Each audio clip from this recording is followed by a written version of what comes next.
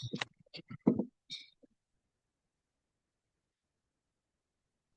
baik. Assalamualaikum warahmatullahi wabarakatuh. Sebelumnya perkenalkan, nama saya Zahra Zala Ramadhani dengan NIM G002514 dari kelompok B2. Nah, di sini saya akan menjelaskan terkait laporan praktikum anatomi di bab 1-3. Totalnya ada 3 laporan. Untuk laporan pertama itu menjelaskan terkait lapisan dinding abdomen secara anterolateral dan posterior, dan juga sistem otot yang ada di abdomen, dan juga organ retroperitoneal dan juga intraperitoneal. Kita mulai dari yang lapisan dinding abdomen yang anterolateral. Nah, jadi kalau dari paling superficial ke profunda, dia itu urutannya ada kulit. Kulit ini yang melapisi seluruh tubuh manusia, gimana dia merupakan organ terbesar juga. Kemudian ada fascia superficialis, yang nantinya ada perbedaan di bagian superior umbilikal dan juga inferior. Kemudian ada fascia profunda, kemudian musculus et aponeurosis, fascia transversalis, fascia extraperitonealis, dan juga peritoneum periton. Kita mulai dari kulit, yang merupakan lapisan terluar. Ya, dia merupakan lapisan yang akan membungkus ini semua. Jadi paling luar. Terus kemudian ada fascia superficialis. Fascia superficialis itu berbeda di bagian superior umbilikal dan juga inferior umbilikal. Kalau dia di superior umbilikal, dia itu ya udah sama semua gitu, lapisan lemak yang menyatu jadi satu. Sedangkan kalau inferior umbilikal, dia itu akan terdiri atas dua lapis, yaitu si fascia Camper dan juga fascia Scarpa. Nah, kita mulai dari yang fascia Camper dulu. Fascia Camper itu dia tuh yang bagian paling berlemak, dan ketebalan itu bervariasi ya, tergantung ketebalan lemaknya. Nah, kemudian ada juga fascia Scarpa, yang dia itu eh, merupakan fascia membranus profundus, yang dia itu tersusun atas tanpa atau sedikit lemak. Nah, pada laki-laki, fascia superficialis ini, dia itu akan berada di atas penis. Yang fascia superficialis dia akan berjalan ke atas penis. Nah, ketika dia berjalan ke atas penis, lemak pada bagian fascia Camper itu akan menghilang. Setelah fascia Camper ini menghilang, lemaknya dia itu akan bersatu dengan fascia Scarpa atau yang profundus membranus tadi dan akan masuk ke scortum. Nah, ketika masuk ke scortum, dia itu akan membentuk si fascia dartos. Nah, sedangkan pada perempuan, dia itu masih ada lemak ya, jadi masih ada fascia kantornya. Nah, ketika masih ada itu biasanya ada di labium maius pudendi, yaitu di vagina. Jadi, ya, dia masih berlemak. Kalau tadi fascia dartos itu kan udah nggak ada lemaknya ya, jadi kayak membran doang. Nah, lapisan ini tuh juga akan berjalan ke regio femoralis, dan dia itu akan berjalan di bawah ligamentum inguinal. Nah, di bawah ligamentum inguinal, dia itu akan menyatu dengan fascia profundus regiofemoralis, yang nantinya akan disebut dengan fascia lata. Ini fascia lata. Nah, kemudian lapisan ini juga akan berjalan dan melekat dengan ramio ischiopubica. Nah, dia juga akan melekat dengan margo posterior dari membran perinealis. Nah, lapisan ini itu juga disebut dengan fascia perinealis superficialis atau fascia coles. Letaknya di sini. Dia akan melekat dengan rami ischiopubica. Terus selanjutnya ada fascia profunda. Kalau fascia profunda ini dia kayak ya udah kayak lanjutan dari si fascia profundus punyanya fascia superficialis, dan dia akan menutupi dari muskulus-muskulus yang ada di bagian abdomen. Oke, kita akan bahas. Nah, selanjutnya ada musculus et aponeurosis. Jadi muskulus di abdomen itu dibagi menjadi dua, yaitu yang flat muscle atau yang horizontal sama yang vertikalis. Nah, yang flat muscle dia itu bergerak dari posterolateral sampai ke anterior. Sedangkan kalau yang vertical muscle dia itu cuma ada di tengah abdomen. Nah, ini menjawab kenapa dia itu pada potongan lateral tuh nggak terlihat. Karena vertical muscle itu ya cuma di bagian tengah. Sedangkan kalau yang flat muscle dia bergerak dari lateral sampai ke anterior. Jadinya yang bagian lateral tuh juga terisi.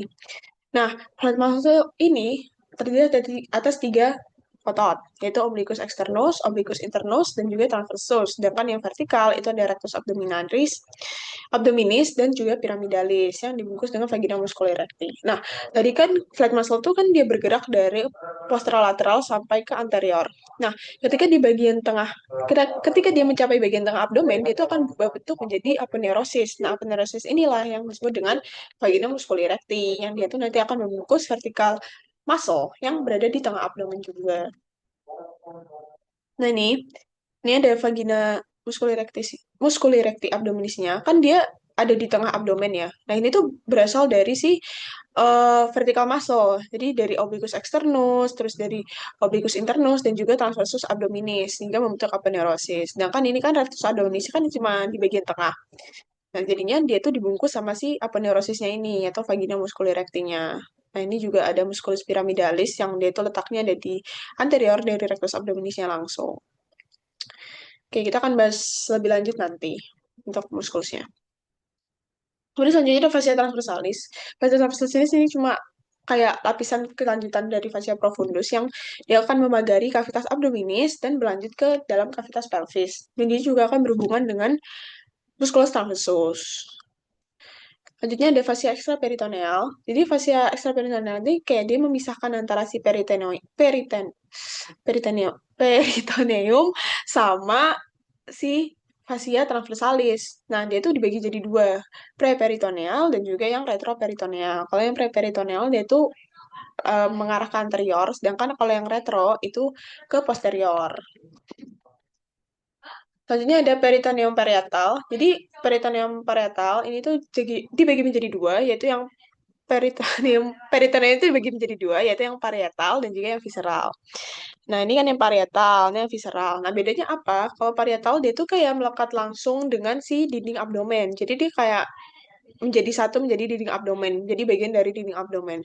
Sedangkan kalau yang visceral peritoneum dia itu melekatnya pada organ. Jadinya dia kayak melapisi si organ itu langsung. Karena kita membahas dinding abdomen, jadi yang kita bahas itu yang peritoneum parietal aja, yang dia emang melekat ke dinding abdomen. Nih, nah, peritoneum parietal dia itu akan membentuk si cavitas peritonealis ini. Cavitas peritonealis itu dibagi menjadi dua, yaitu yang cavum maius atau yang uh, saccus maius ini, yang dia itu akan mengisi kayak sebagian besar dari abdomen. Jadi cavumnya itu kayak ya sebagian banyak dari abdomen itu. Sedangkan kalau cavum minus tuh kayak cuma sebagian aja.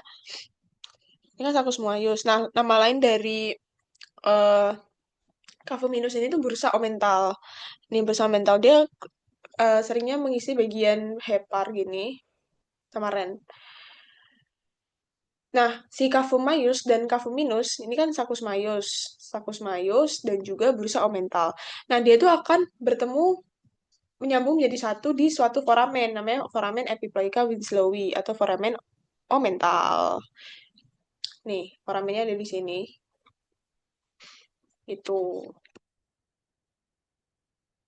Nah, selanjutnya kita akan membahas dinding abdomen secara posterior. Kalau yang posterior ini kayak cuma isinya muskulus dan juga ada vertebra di bagian eh, posterior. Nih, ya sama aja sih sebenarnya potongannya. Tapi yang membedakan ya muskulusnya aja. Yang dia tuh ya bukan bagian dari abdomen. Banyak kan bukan bagian dari abdomen. Kayak latissimus dorsi, kan dia di bagian dorsum.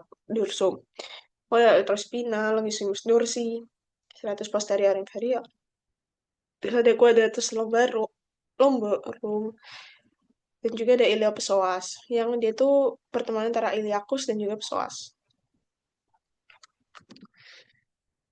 Oke, selanjutnya adalah musculus abdomen. Tadi kan kita udah sempat membahas tentang musculus abdomen. Nah, kita akan bahas muskulusnya satu persatu. Jadi yang pertama itu kan ada obliquus externus. Dia tuh merupakan lapisan paling superficial dari flat muscle. Jadi lapisan paling luar itu dari flat muscle adalah si obliquus externus. Nah, obliquus externus itu dia tuh arah seratnya itu kebanyakan arahnya inferomedial. Jadi dia dari bawah ke tengah gitu. Sedangkan kalau yang internus itu dia itu lapisan kedua setelah lapisan obliquus externus tadi yang akan mengisi dari flat muscle. Nah, Si obliquus internus dia tuh arah seratnya lebih ke supromedial. Kemudian ada yang transversus. Transversus abdominis arah seratnya kayak nyamping gini. Oke.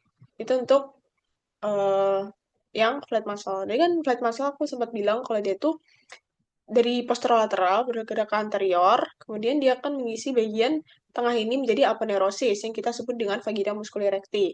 Nah, di dalam vagina musculi recti ini tuh juga ada abdomen. Nah, dalam abdomennya itu yang pertama ada sih ini, rectus abdominis.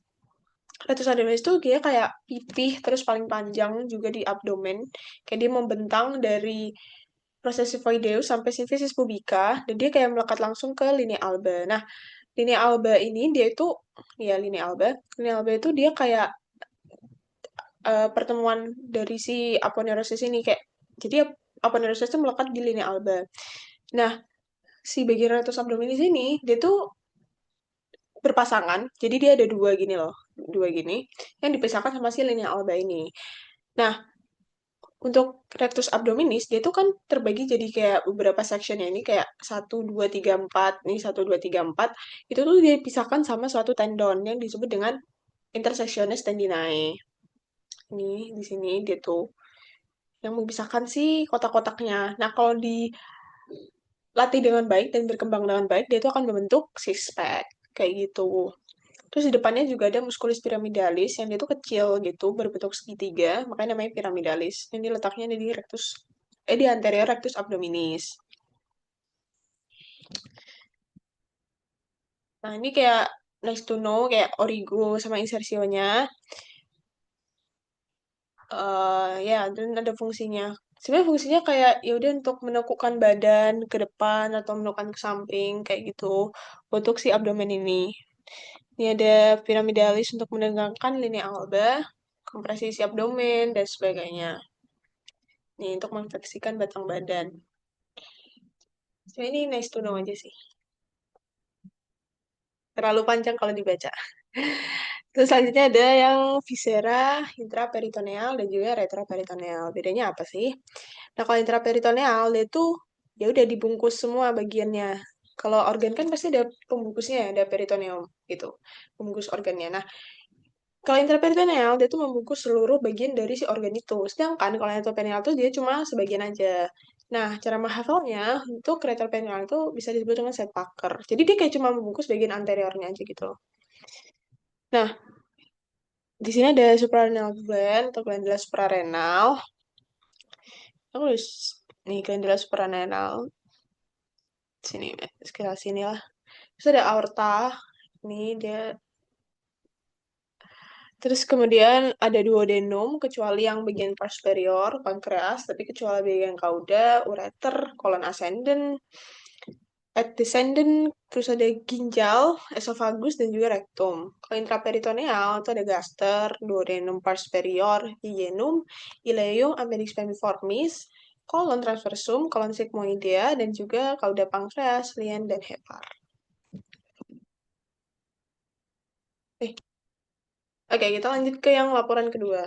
Kalau laporan kedua ini, saya akan menjelaskan terkait dari anatomi gaster dan juga sphincter yang ada di gaster. Ya, sebenarnya kalau gaster ini dia basic aja sih. Nah, jadi tuh yang pertama, bagian gaster itu dia terbagi jadi empat. Yaitu pertama ada pars cardiaca, pars pylorus, pars fundus, kemudian pars corpus, dan juga yang pars pylorica. Nah, pada pars cardiaca, dia tuh yang langsung berhubungan langsung dengan si esophagus. Jadi, dia tuh juga ada si lower esophageal sphincter sebenarnya di sini. Karena dia berhubungan langsung dengan si esophagus. Nah, itu juga yang merupakan indikasi dari penyebab GERD kalau misalkan si sphincternya itu, si LES, itu yang melemah. Jadinya kan HCl-nya jadi naik. Naik terus ke esophagus. Itu makanya terjadi rasa heartburn. Karena dia tuh nyambung sama esophagus yang dia tuh regionnya ada di epigastrika kan. Jadi rasanya ada sakit di ulu hati. Nah, pas kadiaka yang berhubungan langsung dengan esophagus, kemudian ada fundus. Kalau fundus dia tuh bentuknya kayak punuk aja. Selangnya ada di sini. Soalnya tuh ada beberapa bagian ya, pokoknya kalau di fundus itu dia eh dia udah nggak ada, dia ada HCl-nya kalau bagian fundus. Yang nggak ada itu pilorus. Nah, kemudian selanjutnya itu ada corpus gastricum. Dia yang paling besar, bagian paling besar dari si corpus, dari si gasternya. Terus ada si pilorus. Pilorus ini dia terbagi jadi dua, yaitu antrum dan juga kanalis. Kanalis pilorus piloricus ini yang dia tuh akan membentuk sphincter. Sphincternya itu namanya sphincter pylorica. Sini, sphincter pylori. Sphincter pylori yang kemudian akan melanjut ke apa namanya? Dia akan melanjut ke duodenum, sphincter pylorinya. Nah, dari si sphincter pylori ini dia itu kan ada pengaruh dari si nervus vagus atau nervus parasimpatis. Jadi kerja dari digestif itu kan lebih ke parasimpatis ya, karena yang fungsinya rest and digest. Nah, sphincter pylori ini dinervasi oleh nervus vagus. Jadi kalau misalkan dia kontraksi itu karena nervus vagus. Sedangkan kalau kita simpatisnya yang teraktivasi, maka dia akan menghambat kerja dari si sphincter pylori ini. Nah, untuk bagian dari gaster itu kayak sebenarnya basic aja. Ini ada curvatura kan, ada gastrika minor yang dia akan melekat dengan omentum minus. Kemudian ada curvatura gastrika mayor yang dia tuh akan melekat dengan omentum maius yang paling besar. Nah, omentum itu tuh sebenarnya dia kayak derivat aja. Dia dari uh, mesogaster. Kalau ini yang ventral, kalau ini yang dorsal. Terus ada incisura atau lekukan gini, taki, incisura dan kardiaka kan letaknya di kardia dan juga angularis di sini. Nih, isi gaster ini aku ambil dari Yokichi. Nah, isi dari gaster itu juga ada kayak lipatan-lipatan gini yang disebut dengan rugae. Rugae ini dia tuh akan menghilang kalau ada isinya HCl. Nah, kalau nggak ada isinya, dia jadi kayak mengkerut gini. Yang disebut dengan rugae. Untuk lekukannya. Oke, itu untuk anatomi gaster dan juga sphincternya. Kita akan lanjut ke laporan ketiga. Laporan ketiga ini tentang appendix, anatomi appendix. Nah, appendix itu dia tuh sebenarnya ada pengukurannya. Nih, jadi yang pertama itu ada yang Monroe Picter. Dengan pengukuran garis Monroe Picter. Jadi Monroe Picter itu dia akan menarik dari sias dexter sampai ke umbilikal. Nah, sepertiga dari garis si Monroe Picter ini yang disebut dengan McBurney point atau letak dari si appendixnya, appendix femormisnya. Jadi ada McBurney point yang dia itu dari garis Monroe Picter itu. Nah, ada juga dengan cara lens. Jadi kalau lens itu dia dari sias dexter sampai ke bagian yang sinistra. Nah, kemudian akan diambil dari seperenam lateral dexter yang itu merupakan letak dari si appendix femormis, appendixnya. Letaknya di sini. Nah, untuk appendix sendiri, dia tuh yang paling umum itu yang retrosekal. Nih, sebanyak 65% populasi orang yang punya. Tapi ada juga letak-letak lain-lain dari si apa namanya appendix ini. Contohnya itu dari pelvic. Ini yang letaknya orang-orang appendixnya di pelvic 30%. Ini malah ke bawah gini. Terus kemudian ada juga yang dia tuh di preileal dan juga postileal atau retroileal. Sebenarnya kalau appendix tuh fungsinya nggak penting-penting banget. Maksudnya kayak kalau misalnya hilang ya ya udah gitu. Cuma karena dia banyak fase darah, jadi kayak dia dan juga limfatik, maksudnya maaf, saluran limfatik, jadi dia berperan penting dalam imunitas karena dia ada banyak apa ya isi limfatiknya, fase limfatiknya. Nah, ini untuk penangkarannya kan tadi udah ada dua. Jadi ada McBurney sama yang Hans. Kalau McBurney ini harus ditarik garis Monroe Picter dulu. Jadi dari sias Dexter sampai umbilical. Kalau yang Lance Point dari sias Dexter sampai yang sini. Sias yang sinistra. Sudah. Oke, baik. Terima kasih sudah menonton penjelasan saya. Wassalamualaikum warahmatullahi wabarakatuh.